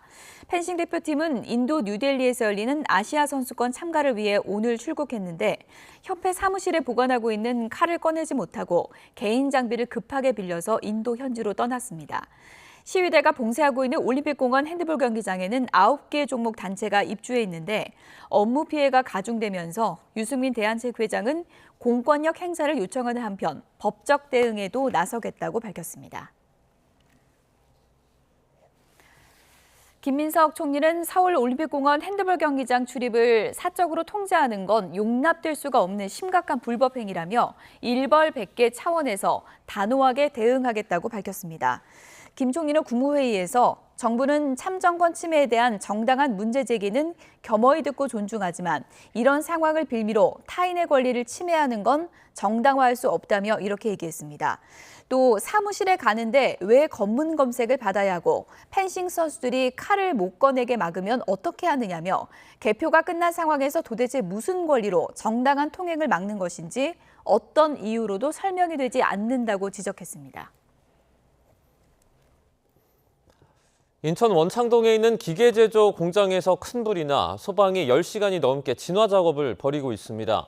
소방은 한때 대응 2단계를 발령하고 불길을 잡기 위해 소방 헬기까지 동원했는데 분진이 30km 넘게 떨어진 강화군까지 확산한 것으로 파악됐습니다. 취재기자 연결해서 자세한 내용 알아보겠습니다. 이수빈 기자, 이 화재 현장 관련 제보가 잇따랐다고요? 네, 먼저 YTN에 들어온 제보 화면 보면서 설명드리겠습니다. 뼈대만 남아있는 공장 건물들 사이로 회색 연기가 뿜어져 나옵니다. 그 사이로 불길을 잡기 위해 동원된 소방 헬기도 지나갑니다. 다소 거리가 떨어진 곳에서 봐도 공장에서 피어오른 검은 연기가 하늘을 가득 메운 모습입니다. 소방 헬기가 호수에서 물을 퍼담아 나르는 장면도 보입니다. 오늘 새벽 1시 50분쯤 인천 원창동 북항 인근 기계제조 공장에서 큰 불이 났습니다. 소방은 새벽 4시쯤 인근 소방서 인력과 장비를 모두 동원하는 대응 2단계를 발령했는데 확산세가 잦아들면서 조금 전 10시 10분쯤 대응 1단계까지 모두 해제하고 진화 작업을 이어가고 있습니다. 네, 지금 다친 사람은 없습니까? 네, 공장 관계자들이 모두 퇴근한 뒤에 불이 나 지금까지 인명피해나 대피 인원은 없는 것으 파악됐습니다. 다만 화재가 발생한 곳이 공장 밀집 지역이고 불길이 주변으로 옮겨 붙으면서 근처에 있는 17개 업체 건물 25개 동이 불에 탔습니다. 소방은 공장 대부분이 샌드위치 패널로 이루어진 구조라 일일이 해체해 화재를 진압하느라 시간이 오래 걸리고 있다고 설명했습니다. 또 공장 사이 거리가 가깝고 안쪽에 타기 쉬운 물질들이 보관돼 있어 빠르게 불이 번진 것으로 파악됐습니다. 공장 내부에는 목재 등 많은 가연물이 적재되어 있어 급격한 연소 확대가 이루어진 것으로 추정하고 있습니다. 인천 서구청은 인근 주민은 불이 난 지역 진입을 자제하고 차량은 우회해달라고 당부했습니다. 화재 분진이 바람을 타고 30km 넘게 떨어진 강화군까지 확산하면서 강화군청에서도 주민들에게 창문을 닫고 외출을 자제하라는 안전문자를 보냈습니다. 소방당국은 불을 끄는 대로 구체적인 화재 경위와 피해 규모 등을 조사할 방침입니다. 지금까지 사회부에서 전해드렸습니다.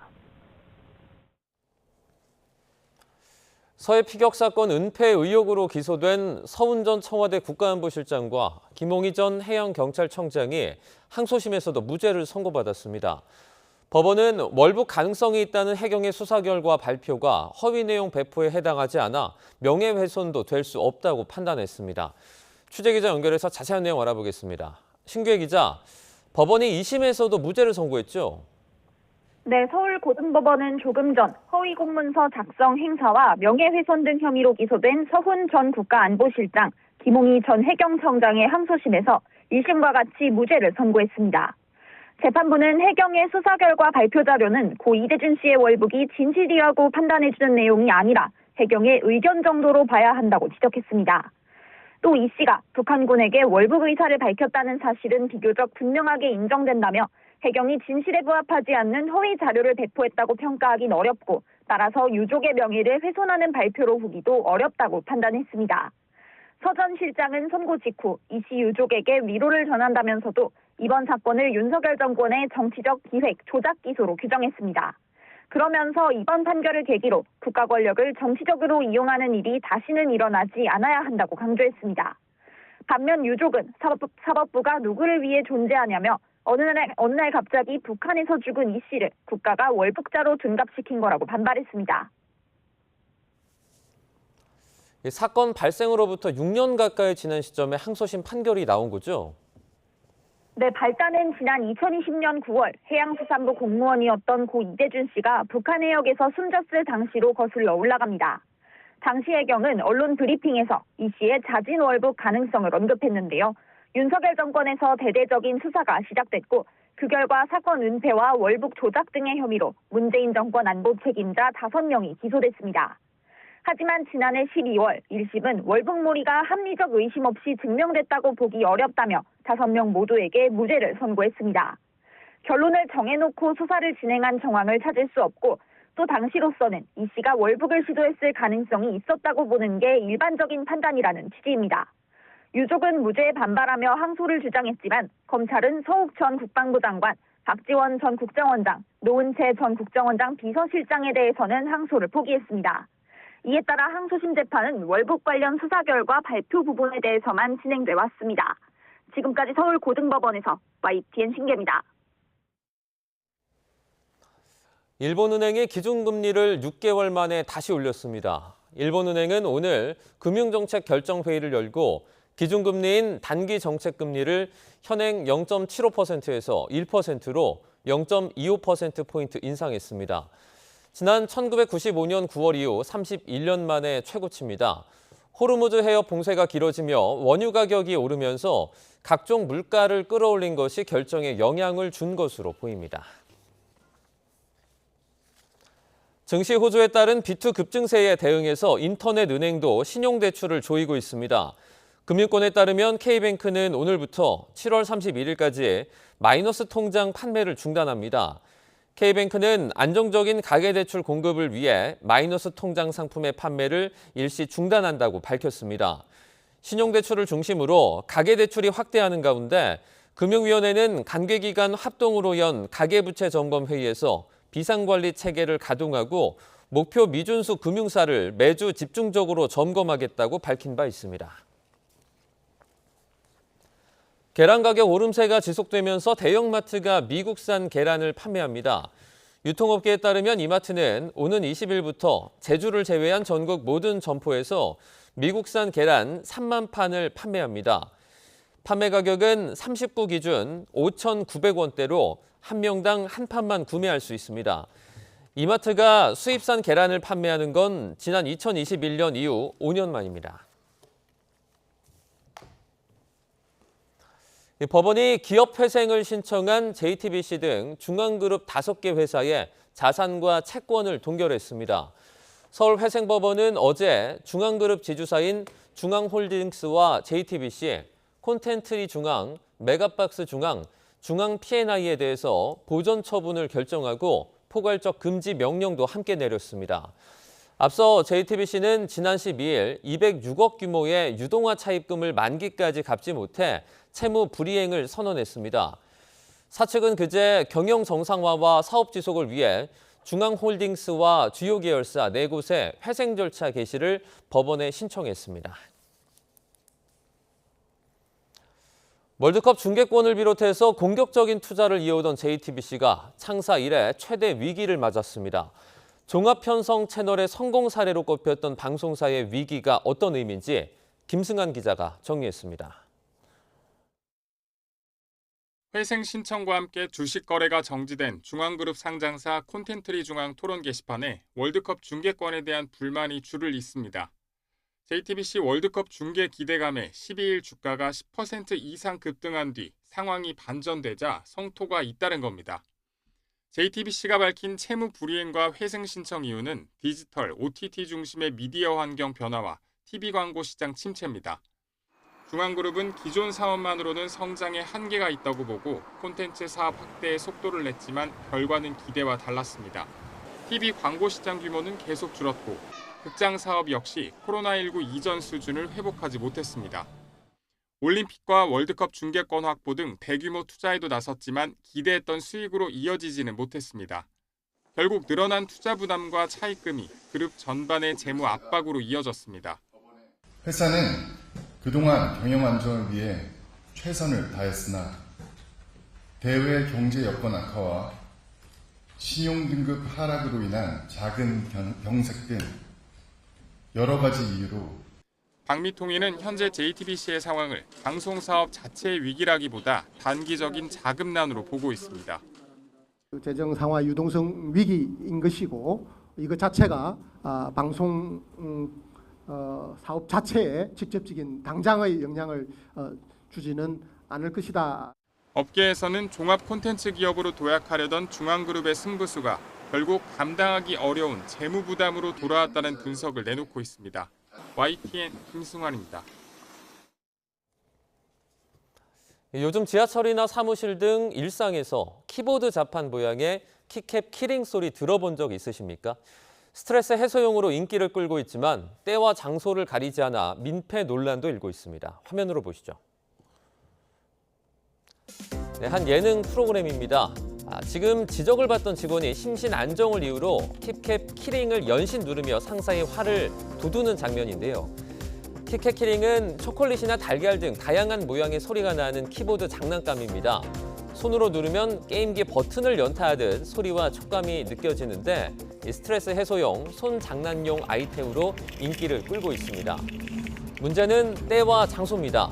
누르는 사람에게는 안정감을 주지만 주변 사람에게는 반복적인 소음으로 들릴 수 있기 때문인데요. 지하철이나 사무실 등에서 딸깍거리는 키캡 소리에 불편을 겪었다는 온라인 글도 심심치 않게 찾아볼 수 있습니다. 실제로 지하철에서 이를 두고 언쟁이 벌어진 사례도 전해졌는데요. 본인의 심신 안정이 되려 다른 사람에게 심신 불안을 주지는 않는지 한 번쯤 주변을 돌아보는 배려도 필요해 보입니다.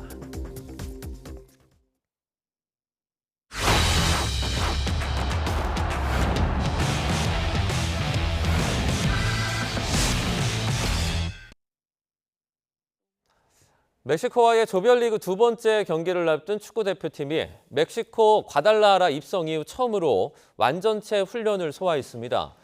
축구대표팀은 멕시코 과달라하라 인근 훈련 캠프에서 태극전사 26명과 훈련 파트너 2명까지 총 28명이 모두 참가하는 훈련을 진행했습니다.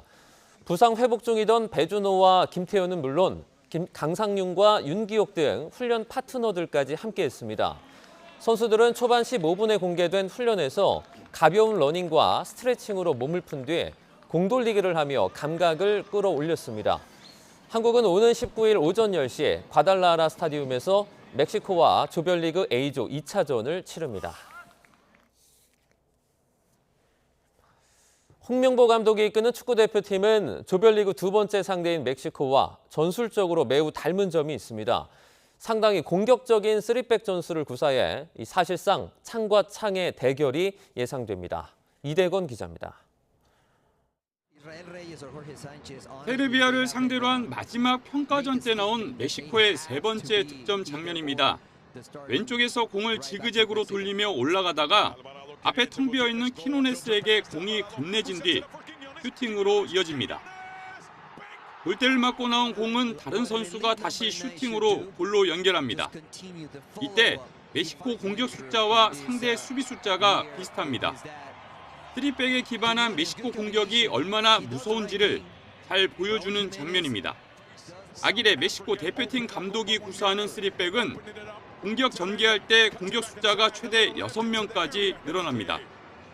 상대 수비가 무너지면 대량 득점이 가능해 남아공과의 첫 경기에서 나온 두 골이 아쉬울 정도입니다. Ganar 4-0, 4-0, eso es lo que tiene que hacer México. 4-0, 4-0 y no habría este tipo de comentarios seguramente. Dos golitos más. 홍명보 감독이 추구하는 3백도 원래 매우 공격적인 전술입니다. 수비할 때 최대 5명으로 늘어나지만 공격할 땐 거꾸로 이만큼 늘어납니다. 3백 전술을 고집하는 것에 대한 비판이 쇄도했지만 체코전에선 만족스러운 수준입니다.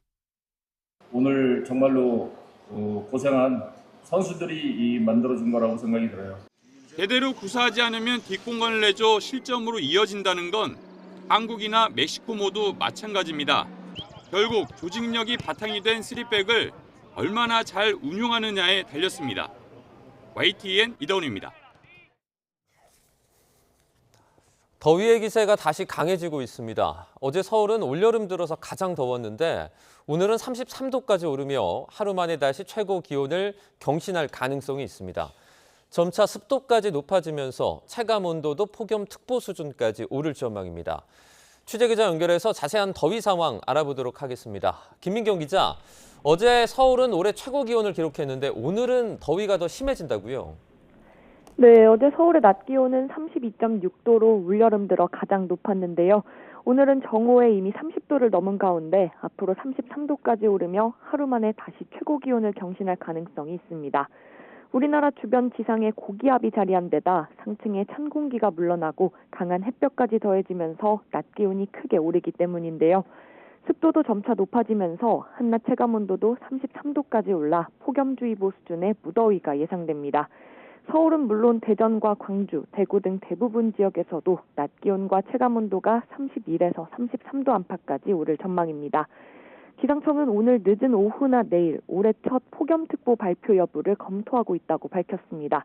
더위와 함께 오늘은 경기 북동부와 강원, 호남에 소나기가 내리는 곳이 있겠고 내일은 전국 대부분 지역에 오후부터 저녁 사이 소나기가 예상됩니다.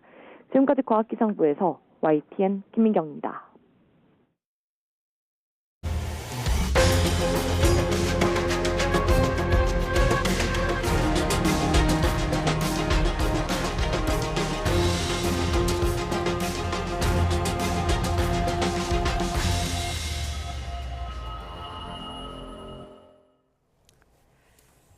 미국과 이란이 종전협상 합의 발표 직후부터 여러 부분에서 입장 차이를 드러내고 있습니다. 네, 전문가 두 분과 짚어보겠습니다. 김열수 한국군사문제연구원 안보전략실장, 두진호 한국국가전략연구원 유라시아 센터장과 함께 이야기 나눠보겠습니다. 어서 오세요. 어서 오세요. 안녕하세요.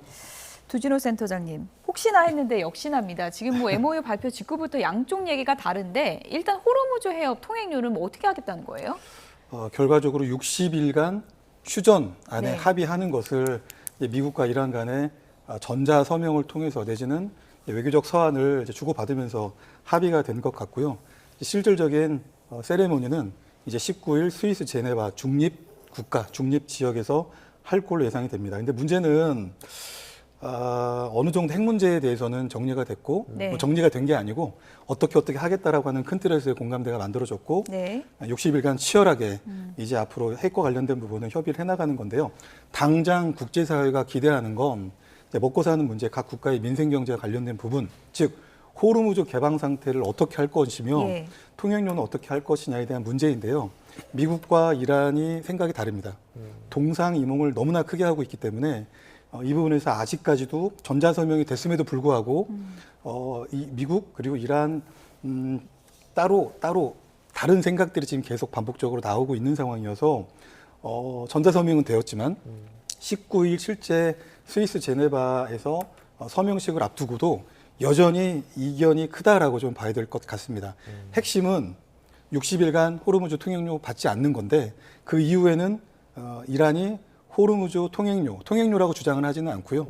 일종의 이제 항행의 자유, 안전항해에 대한 서비스 명목의 통행료가 되겠죠. 무슨 통행료를 서비스를 해주는 거예요? 안전하게 이란 혁명수비대나 이란 해군이 안전한 지역으로 일반 상선들이 지나갈 수 있도록 통행할 수 있도록 도와줄 것이기 때문에 그것에 대한 서비스를 받겠다라는 겁니다. 국제법적으로 보면 사실은 호르무즈 해협은 이란의 영해가 아닙니다. 통과 통항이 법적으로 지켜져야 될 그런 지역이기 때문에 사실 이란이 이걸 주장할 수가 없는 건데 60일 이후에는 이란이 주장할 수도 있다라고 하는 그런 이견이 큰 상태라고 볼 수가 있겠습니다. 네, 좀 짧게 언급을 해주셨는데 우라늄 같은 경우에도 사실 어디에서 처리를 하겠다 이 정도만 얘기가 나왔지 어느 정도까지 희석을 한다든지 어떻게 구체적으로 처리한다든지 이런 건 아직 안 나왔잖아요. 두 가지죠. 우선 이제 우리가 흔히 알고 있는 60% 농축된 440kg. 그거 말고도 무려 11,000kg에 달하는 농축된 우라늄이 있거든요. 네. 뭐 20% 정도 된다라고 보죠. 그럼 이걸 어떻게 처리할 거냐? 그러니까 미국 입장에서는 좀 양보를 많이 해줬습니다. 원래는 이제 미국으로 반출해야 된다고 그랬잖아요. 그런데 이제 이걸 이란에서 희석시키거나 폐기시킬 수 있다고까지 양보를 해줬거든요. 그런데 미국이 요구하는 것은 미국이 직접 이제 하겠다라고 얘기하는 거고, 이란이 얘기하는 것은 이란이 자체적으로 희석시키겠다라고 얘기하거든요. 그래서 이제 이게 얼마만큼 용량을 어느 정도로 희석시키고 또는 폐기시킬 것이냐라고 하는 것에 대해서 미국과 이란이 서로 생각이 다르다는 게 하나 있고요. 두 번째는 그러면은 영원히 이제 이 이란에서는 농축을 못할 것이냐라고 하는 문제인데, 지금까지 나왔던 얘기는 0% 안 된다라고 하는 거잖아요. 네. 그 기간을 미국은 20년으로 얘기를 했고, 이란은 이제 이거를 뭐 3, 4년 이렇게 얘기했는데 결국 15년 정도의 이 부분이 이제 좀 타결이 되지 않겠는가라고 보는 거죠. 그래서 이 부분도 있다라고 하는 거고.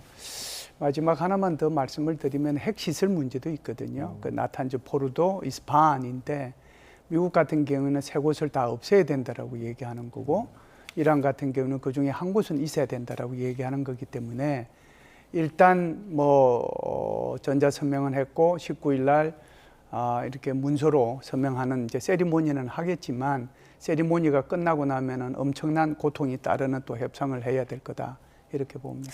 근데 좀 이해는 안 가는데, 네. 왜냐하면 지금 몇 달 동안 계속 논의한 게 호르무즈 통행료하고 우라늄 농축 기간 아닙니까? 네. 지금 서로 의견이 다른데 어떻게 MOU 서명을 한다는 거죠? 그게 이제 그 묘미입니다. 외교라고 하는 예. 것이 그런 거죠. 우리가 이제 조약이나 협정이나 MOU 같은 경우 양해각서잖아요. 양해각서를 가지고 이렇게 양국이 이렇게 떠들어대는 것은 제 기억상으로는 처음으로 알고 있습니다. 제가 국제정치를 공부한 지가 몇십 년이 됐는데 MOU 하나 가지고 이렇게 이제 나라가 이렇게 이제 난리가 나고 뭐 이런 것은 처음인데, 그것이 조약이든 뭐 또는 MOU든 선언이든 간에 이게 서로가 좀 유리하게 해석할 수 있는 문구 또는 문장이 되어야 합의가 되는 거지, 일방적으로 어떤 한 나라에 유리하게 이렇게 돼 있을 경우에는 합의가 절대로 안 됩니다. 그래서 지금 60일이라고 하는 것도 미국은 미국대로 유리하게 해석할 수가 있죠. 그래, 60일이라고 하는 것은 휴전이니까 휴전이 끝나도 우리는 계속 간다라고 얘기하는 거고, 이란 같은 경우는 60일이라는 거, 60일 끝나고 나면은 그 다음에 우리는 서비스료 받을 수 있다라고 얘기하는 거거든요. 그렇기 때문에 이런 애매함이 있는 건데, 이 애매함들이 결국은 19일 이후에 다시 협상의 대상이 될 거다 이렇게 봅니다. 벤스 부통령이 국제 원자력 기구 IAEA의 그 핵사찰단이 다시 이란으로 들어가서 뭐 통제를 하게 된다라고 이제 언급을 했습니다. 그러면 일단 이란 측에서는 이 완을 좀 받아들이는 상황이다 이렇게 좀 볼 수 있나요? 사실은 이란으로서는 비핵화를 합의해주고 어떤 동결되어 있는 1,000억 불 이상의 자산을 해제해서 이란 재건기금으로 활용을 해야 되기 때문에 아마 이란으로서 내어줄 수 있는 것 중에 하나가 이 핵 동결 그리고 일부 좀 희석시키는 문제에 대한 부분이었습니다. 근데 이란이 기승전 혼자서 가지고 있는 물질에 대해서 희석을 하게 되면 아무도 그걸 믿을 수가 없고요. 네. 이번 장대한 분노작전이 이제 끝났습니다만 미국의 이 전쟁 목적 중에 가장 중요한 목표 중에 하나가 사실은 이 핵물질을 다 제거하는 것, 이란의 임박한 핵 위협을 제거하는 것이었는데 미국은 눈으로 보지를 못했고, 그런데 좀 전에 우리 김열수 실장님께서 말씀하셨던 대로 이란은 이란의 핵물질을 미국으로 반출시킬 수는 없는 입장이기 때문에 결국은 조금 중립적인 위치에서 이란이 미국과 합의한 그 일정 수준의 농축된 우라늄을 희석하는 부분들을 이제 국제기구를 통해서 사찰을 받고 검증을 받아서 투명하게 합의 사항을 이행해 가겠다라는 부분인 거고요. 앞서 말씀드린 대로 이렇게 이란이 약간은 전향적으로 나오는 이유는 역시 지금 이란 경제가 거의 뭐 전쟁 때문에 굉장히 어려운 상황이기 때문에 재건에 필요한 그런 자금들을 얻기 위한 하나의 좀 극단적인 방법이 아닌가 이렇게 생각을 합니다. 예. 이 뭐 형식적인 절차에 있어서도 지금 이란 쪽에서는 하메네이가 빠져 있다고 하더라고요. 네. 서명에? 이건 어떻게 봐야 됩니까? 이거는 뭐 그 서명 자체는 그렇게 중요한 거 아니에요. MOU 같은 거 체결할 때 다 보면은 양쪽 이제 대통령 서 있고 앞에 이제 장관들 서명해가지고 예. 서로 교환하잖아요. 그리고 이제 2015년도 JCPOA 할 때도 사실상 거기 그때 당시에 미국의 외무부 장관하고 이란 외교부 장관이 서명했어요. 그러니까 이번에 뭐 하메네이가 이렇게 서명 안 했다고 해서 또 트럼프 대통령이 서명 안 했다고 해서 그거 자체가 뭐 의미가 없는 것은 아니고요. 중요한 것은 그것이 얼마나 지켜지느냐가 중요하겠죠. 그래서 제가 볼 때는 뭐 큰 문제는 이거는 없다라고 생각을 합니다. 양해각서에 이제 트럼프 대통령은 이제 서명은 했다고 지금 알려지고 있는 것 같고, 네. 근데 네. 참석 여부가 지금 관심사인데 참석 여부는 어떻게 될 것 같으세요? 트럼프 대통령이 승인한 게 아니고 서명했다라고 혹시 예. 나왔어요. 그래서 그 부분은 좀 확인해 볼 필요는 있는데요. 예. 대통령이 서명을 하면 저쪽에서도 이제 하메네이가 서명을 해야 되는 거고요. 이제 트럼프 대통령이 승인해 줬다라고 하면 여기를 이제 대통령을 대신해서 벤스 부통령이 서명을 하게 되는 거거든요. 전자 서명은 했다라고 그랬기 때문에 그렇다라고 하면은 뭐 트럼프 대통령이 했을 수도 있는데 서명을 한 것으로 지금 보도가 되고 있습니다. 이 부분은 조금 예. 더 제가 한번 확인을 해보겠습니다. 예. 자, 미국과 이란은 이제 19일에 스위스에서 서명을 한 이후에 실무 협상에 돌입할 전망이라고 전해지고 있는데 아마도 중재국들이 여기 다 같이 참여해서 뭐 진행이 될 것 같은데 어떤 방식으로 좀 이루어지는 건가요? 일단 6월 19일 이 서명식의 가장 큰 의미는 네. 앞으로 2달간 서로 교전 행위, 적대 행위를 하지 않고 그런 좀 평화적이고 안정적인 그리고 신뢰할 수 있는 분위기 안에서 호르무즈 해역 개방 상태 유지와 그리고 가장 중요한 비핵화 문제를 어떻게 할 것인가에 대해서 이제 그 60일간 정말 치열하게 이제 협상을 이어갈 걸로 예상이 되고요. 사실 이제 스위스에서 과거에도 JCPOA 할 때 협상을 많이 했던 곳이기도 해서 상징성이 있고 예.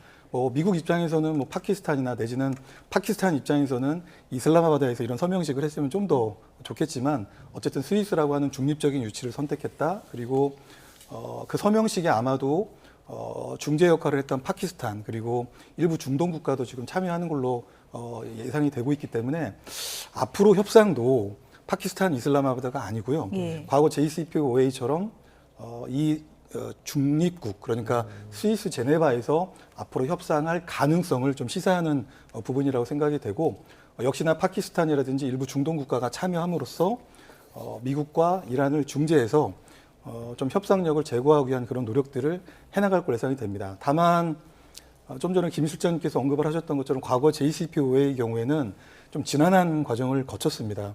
오바마 정부의 그렇죠. 오바마 정부 때 말씀하시는 거죠? 예. 좀 2년이 좀 안 되는 20개월 예. 정도의 시간 동안 여러 차례 협상, 최소 10번 이상의 라운드를 거쳐서 그것도 미국, 이란뿐만 아니고요. 일종의 이제 P5라고 하는 핵국가들이 같이 참여를 해가지고 이제 양국을 중재하면서 어렵게 합의에 달성했던 전례가 있습니다. 그런 전례에 비춰볼 때 사실 60일이라고 하는 시간이 많은 시간이 아닙니다. 물론 과거 JCPO 했던 그런 경험이 있기 때문에 예. 그 경험을 살려서 속도를 조금 줄일 수는 있겠지만 여전히 많은 난관들이 있고 그리고 이 비핵화 문제가 사실은 경제 제재 해제와 관련돼서 여타 문제하고 다 연결이 되어 있기 때문에 쉽지 않은 과정이 될 것이다 이렇게 전망을 해봅니다. 트럼프 대통령이 이제 제일 내세우고 싶었던 부분 중에 하나가 내가 오바마보다 잘했다. 이 부분을 내세우고 싶어 했는데 오바마 전 대통령이 절대 내가 했던 협상보다 나아질 수가 없다. 이렇게 또 공격을 했거든요. 어떻게 보십니까? 글쎄요, 그 오바마 대통령이 왜 저런 말씀을 하셨는지는 이제 결과는 두고 봐야 될 것 같습니다. 예. 지금 나오는 얘기들이 워낙 다르긴 한데요.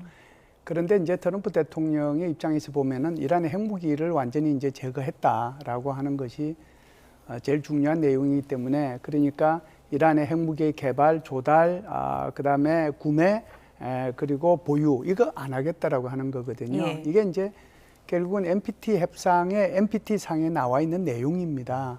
그런데 이제 이 오바마 대통령 같은 경우에는 JCPOA 할 때 사실상 어떻게 보면은 이란이 핵 무기를 만드는 시간을 좀 늦춰준 것밖에 없거든요. 그러니까 원심 분리기도 나중에 좀 시간이 지나면 더 가질 수 있도록 해줬고 3.6 7% 농축된 것도 나중 되면은 더 이제 농축을 할 수 있도록 허용해 준 거란 말이죠. 예.